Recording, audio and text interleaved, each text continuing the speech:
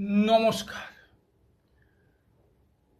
এই দুর্গাপুজোর আবহে চারিদিকে যে আনন্দের এক বাতাবরণ, উৎসবের এক আমেজ, চারিদিকে নতুন নতুন জামা কাপড়, নতুন নতুন দুর্গা মণ্ডপ, থিম, এর মধ্যিখানে আমাদের এটা ভুললে চলবে না যে আমাদের প্রকৃতির যে উপাসনা, যা বেদে বলা রয়েছে, যে প্রকৃতির যে নানান যে তত্ত্ব, সেই তত্ত্বকে উপেক্ষা করে আমরা কিন্তু বেশি দিন এগিয়ে যেতে পারবো না সুষ্ঠুভাবে।